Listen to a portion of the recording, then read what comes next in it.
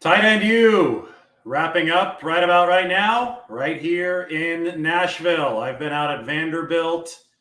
Hell of a time. Unique event. Wrote an article about it for The Athletic and also interviewed George Kittle, Travis Kelce, Dallas Clark, who was out there running drills. Hell, I even gave some swim lessons to Dallas Clark. He's preparing for an Ironman. We're going to talk about that in a little bit. I had a blast. It was awesome to cover it.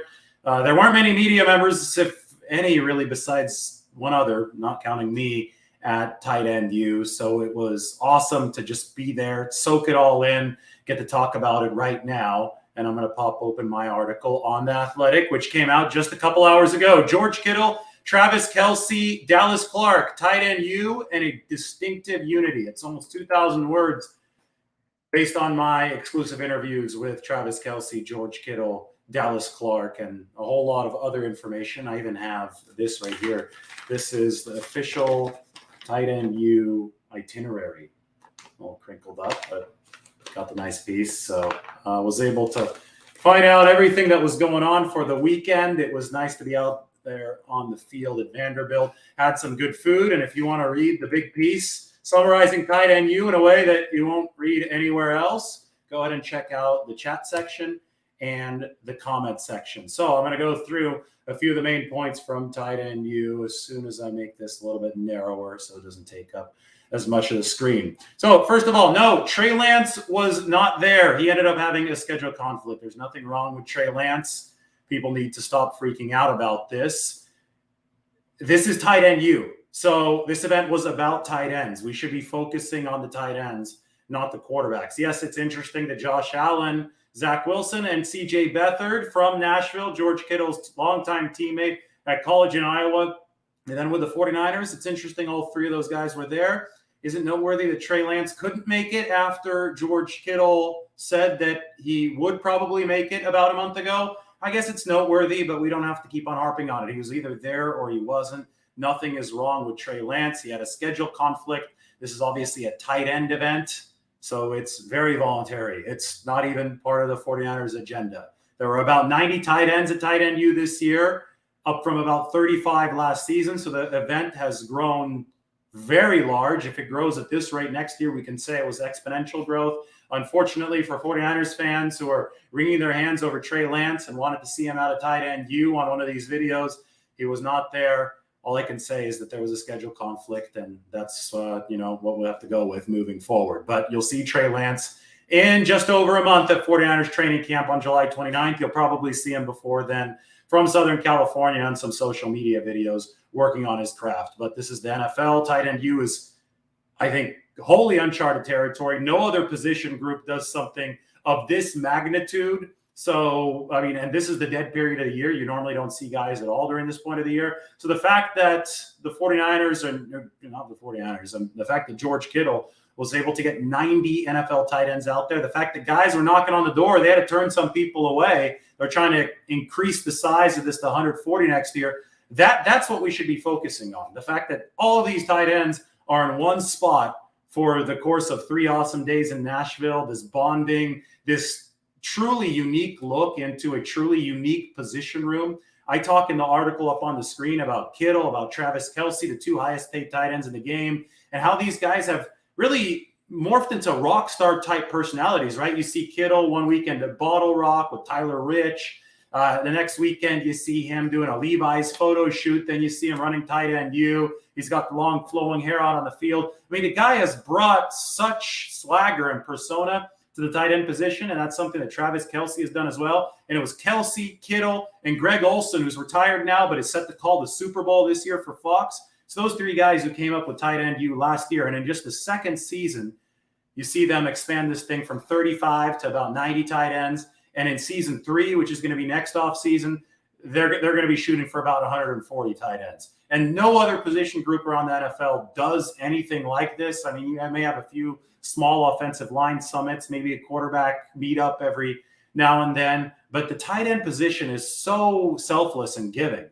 It's never about me. And, maybe it does stem from the fact that these guys have to block 300-pounders on top of run pass patterns against defensive backs. Maybe, something about the fact that they're not paid quite as much as wide receivers, even though they're definitely doing more physical work because of what I just said, that duality that presents itself. Maybe something about that makes tight ends just more of a common man's position.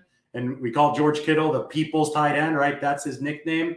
But something about that ethos in the tight end position is definitely on display throughout this tight end event that's now been held for 2 straight years in Nashville. And I thought that it was really, really cool. Now, it was just this summit. It was this elite summit, right? The best tight ends in the world are there in a lab. So a laboratory for these guys to work on their craft. So everybody's in a really inquisitive mood. So I was there talking to Dallas Clark, who retired after the 2013 season, right? One of the great tight ends that a lot of us grew up watching, caught 776 passes in his career, was an all-pro, played for the Indianapolis Colts for most of it, so he caught most of his passes for Peyton Manning. Well, look at Dallas Clark. This is him at tight end U talking to George Kittle out there on the field. Dallas still in amazing shape, so I'm there talking with him when he's not running pass patterns. I mean, it looked like he could get out there and play on an NFL field today, and Dallas said, well, maybe for a 2-minute drill, but I wouldn't be able to last much longer than that. But I'm like, how do you stay in shape? You know, a lot of guys just kind of lose it after 9 seasons away, 9 years away from the NFL. And this guy's training for an Ironman. He's training for the World Ironman Championship on Kona, Hawaii in October, and he's already done a half Ironman over in Oceanside down by San Diego. So, you know, the Ironman is a 2.4-mile swim, 112-mile bike ride, and then a full 26.2-mile run, which is a full marathon. And Dallas was, I think, most unfamiliar with the swimming aspect. You know, I do a ton of open water swimming. He's going to have to do some open water swimming out there in Hawaii for the Ironman. So we're just sitting there and, you know, all of a sudden at this tight end summit, I'm starting to break down like freestyle arm length and, you know, stroke technique for freestyle. And the reason I bring this story up is because everybody there is looking to get better at whatever they're doing. And Dallas Clark is obviously getting ready to do an Ironman. And that kind of, I think, is symbolic in a good way because it illustrates versatility. There's nothing more versatile on an endurance perspective than running a freaking Ironman, right? Swimming an Ironman, biking an Ironman. And he's also there working his craft with the tight ends. And that was the big event of the week, was Dallas Clark speaking to all these tight ends, all 90 of these guys in a meeting room. And these guys were just wowed by it. George Kittle was glowing by it. Travis Kelce was glowing after he heard this. I was in the building, in Vanderbilt's building, in the air conditioning when these guys came out of the meeting room after Dallas Clark spoke. And this whole place is just buzzing about how Dallas Clark inspired them, about putting your heart into everything that you do as a tight end. And again, when you have to block 300-pounders and you have to run pass patterns against defensive backs who are a whole lot faster than you, it takes, you know, a slightly different mental edge to be able to succeed in that role. And Dallas Clark, I think, said it best. You have to have a few screws loose to play the tight end position. So that's the kind of stuff that came out of this event. Everybody's working on their craft, and your craft might be something entirely different 9 years after you retire. So talking to Dallas Clark about his Ironman and the swimming component of that, I think that was one of the cool highlights for me because this is a guy that I watched, obviously, growing up playing for the Indianapolis Colts. Tight end U raised $681,000 for the Boys and Girls Club of America. And then yesterday, after the on-field session, the Boys and Girls Club chapter of Nashville got to get into a water balloon fight with a lot of these big hulking NFL tight ends. And then they had the big check presentation.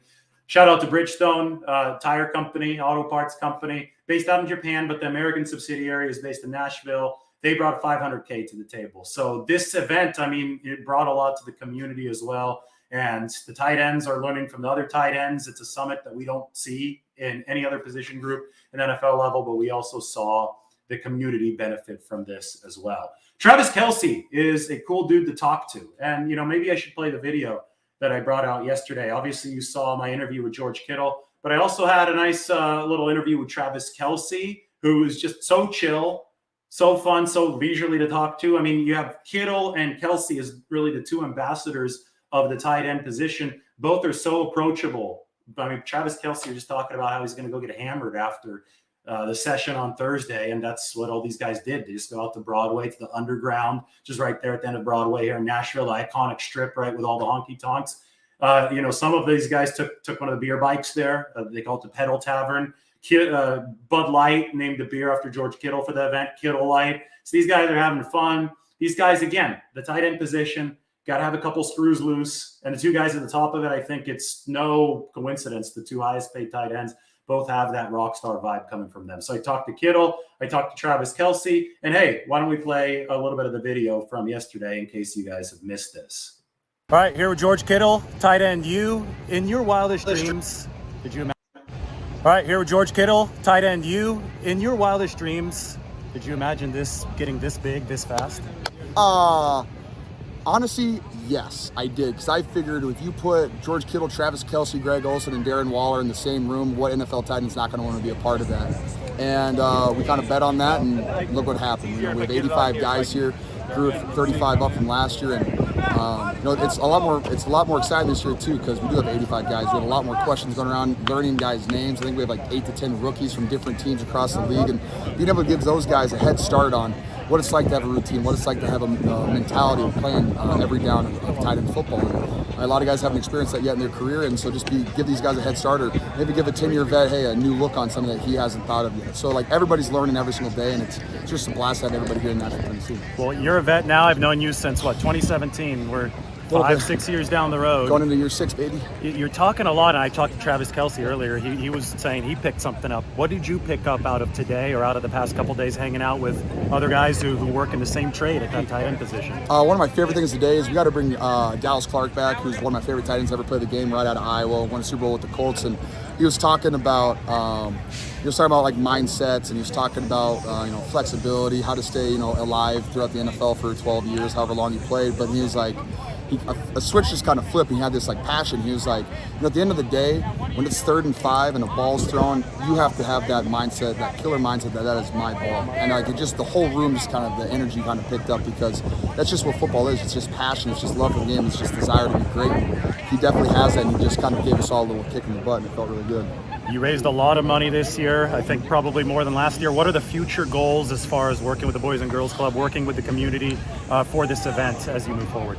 I mean, like I said, we're going to continue to try to grow, continue to try to raise more money.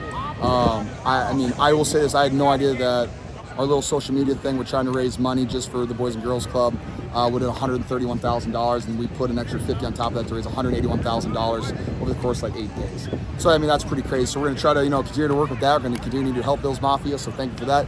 Maybe those Bay Area fans in Silicon Valley can help me out next year, but hey, we'll get to that at some point. But yeah, we're just going to continue to grow, raise money, and continue to support these kids. You're back out and running, feeling good? Oh, I feel fantastic. Football's right around the corner, baby. You guys get awesome. Thanks, George. Yep, see ya. It's so cool, and it's hard to, you know, say no to a bunch of the young tight ends, but we're still expanding and still trying to find room for everybody to be able to come out here, because everybody sees what kind of turnout it is, and on top of that, they hear the stories from the guys that are coming through and on what they've learned, and you know how unique of a situation it is. So it's just we're going to keep trying to make it bigger and better every year. Are you guys going to be with this? And then here's the water balloon fight that I was talking about. You got all the big NFL tight ends, all the kids. Really cool way to connect with the community. See Austin Hooper then. Purple hasn't had a chance.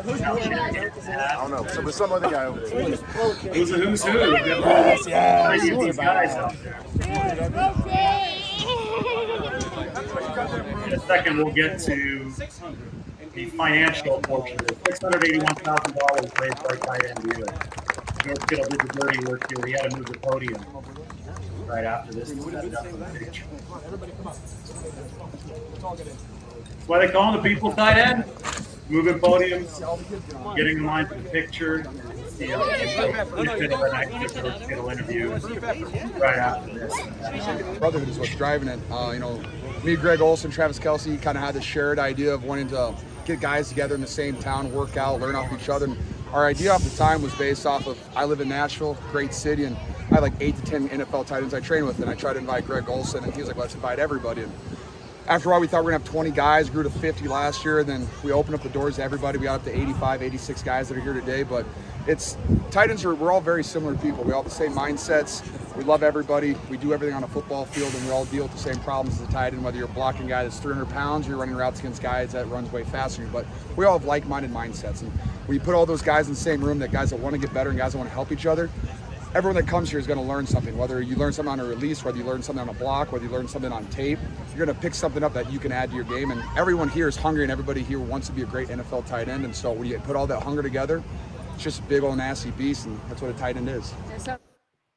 Big old nasty beast. That's what a tight end is. I thought that was the fitting quote to end the video. It also ended my article, which is up there on The Athletic. So be sure to check that sucker out. There you go. It's a picture of Dallas Clark with George Kittle. But this is the headline. George Kittle, Travis Kelce, Dallas Clark, tight end U, in a distinctive unity. A lot of good pictures I was able to get with iPhone 13. Dallas Clark still in shape to play in the NFL, as you can see. He's getting ready for an Ironman, which requires even better physical condition.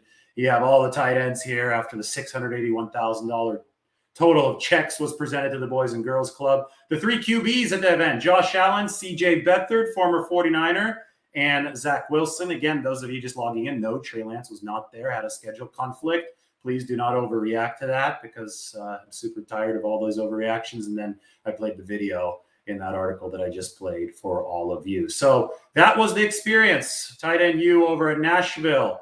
Big question: how did the Charmin Mascots, because the Charmin, the toilet paper company, sponsored tight end U, how did the Mascots survive this? Because those guys, the big bears, I don't have any pictures or videos of them right now, but hot costumes, right? And, you know, one of the Charmin bears is actually able to catch a few bullets from Josh Allen, which was impressive to me. Kind of used his body to lodge the ball in between his arms, even though he didn't have a lot of mobility. But I was wondering, you know, are you guys hot in those costumes? I mean, it's 95 degrees, it's a little humid. You know, it wasn't as humid as it could be in Nashville, but it still had to be brutal in those costumes. And, you know, normally these mascots don't talk, but if you subscribe to the channel, go check out the YouTube live I did from the field at Vanderbilt, the tight end U. I actually walked up to one of the mascots. I'm filming live, and I go, hey, man, are you hot in that thing? And, you know, I'm not expecting an answer. Normally the mascot just like nods, you know, and smiles or shit, you know, does the shoulder thing or whatever. And all of a sudden I'm like, you know, I listen and I hear, yes.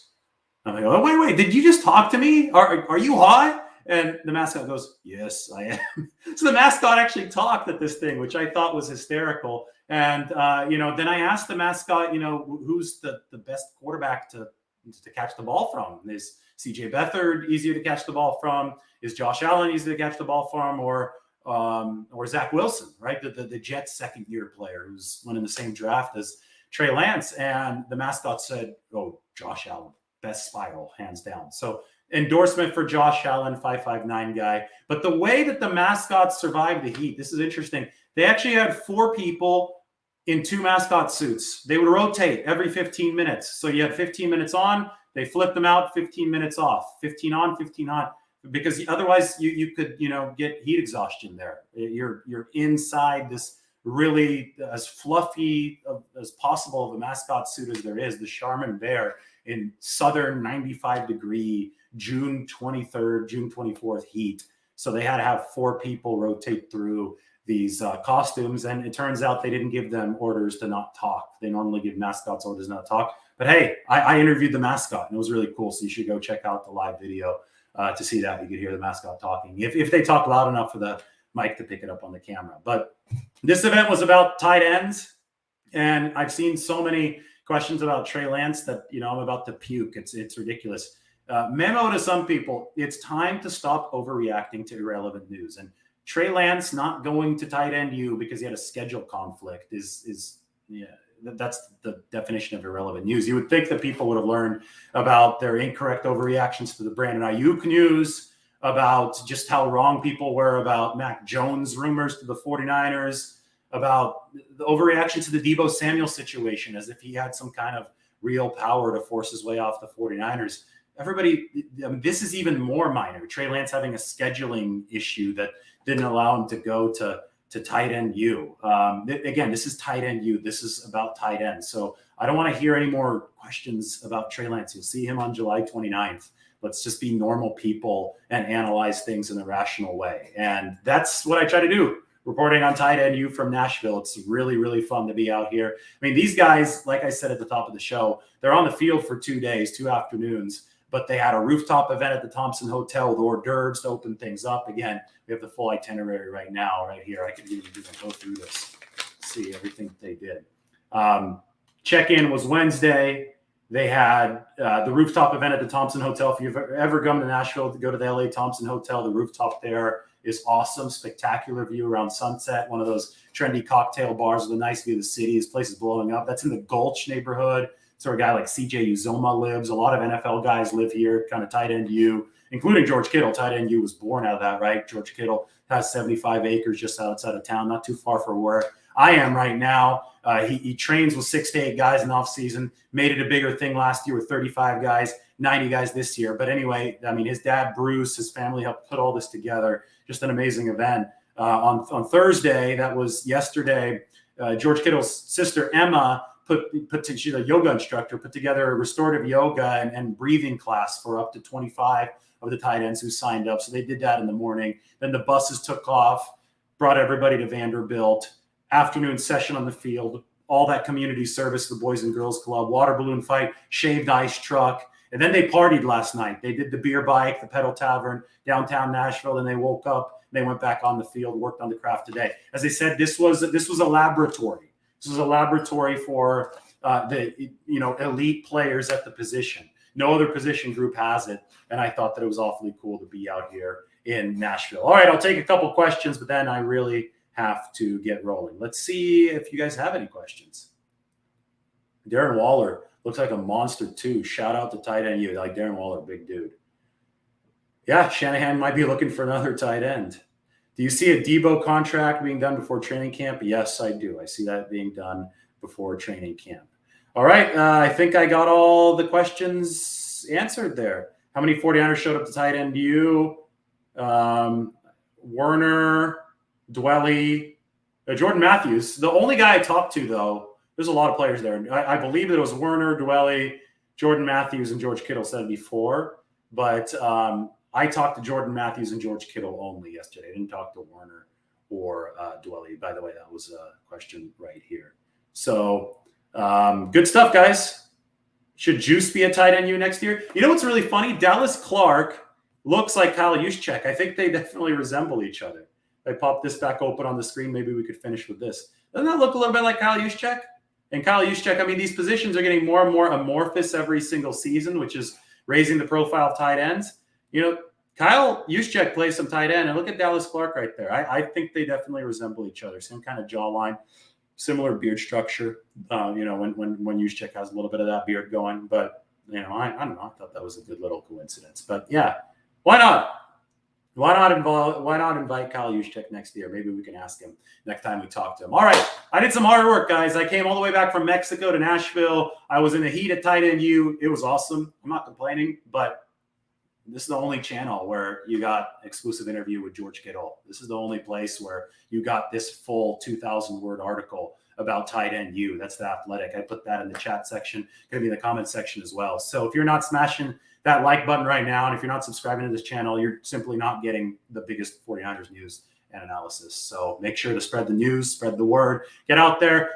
My fiance's sister's getting married. I have a rehearsal dinner to get to. So squeeze this video in, but everybody enjoy your Friday. Make sure you spend the rest of your Friday subscribing, spreading the news about the channel. Appreciate you all. Have a great weekend. We'll talk to you all very, very soon.